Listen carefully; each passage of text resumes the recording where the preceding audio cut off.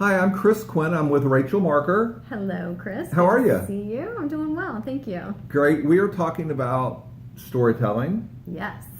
Tell me a little bit about your backstory. You know, Chris, I am a connector developer of people, places, and really big ideas. You love to travel. Yes. You love food and you love music. Absolutely. How does that make you a better storyteller? When you think of food, music, and travel, you have to think about listening in order to find that passion for each of those different topics. How does having a passion for people make you a better storyteller? It's about connecting. It's about putting everything aside when you're having a conversation with a person. It's about putting that cell phone down. It's about taking that technology, putting it off to the side, and most importantly, it's about taking whatever might be happening in your head during that morning or throughout the day and just setting it aside and truly making that connection and listening to what the other person has to say.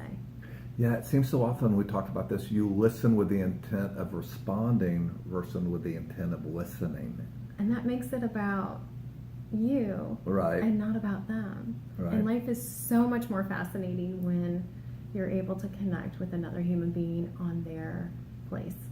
Absolutely. So what makes a good storyteller? A good storyteller is someone who pauses, asks really intriguing questions, and listens.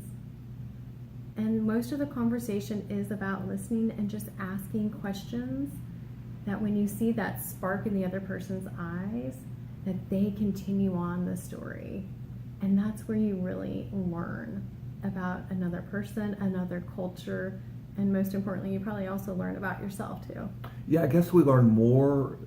I have learned more from traveling than any of my other experiences. Yes, me too.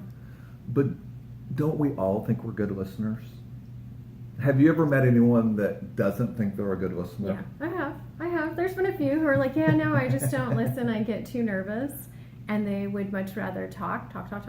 It's easier to fill space and to fill that time. And I'm a believer in it. It's okay to just take a moment and pause and just catch your breath. And you know what?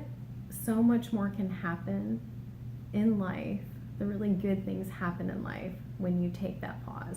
Right. Now, you had some life-changing experiences that we're going to talk about in our long-form video. Please tune in. But what are some steps that our viewers can take to maybe become better listeners?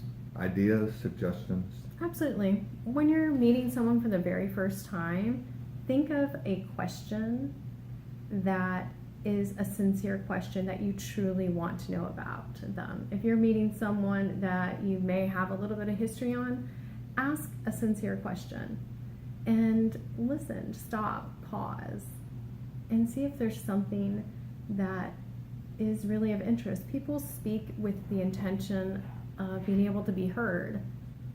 And so that's probably the biggest piece of advice is take that time and listen, because you will hear what someone is saying.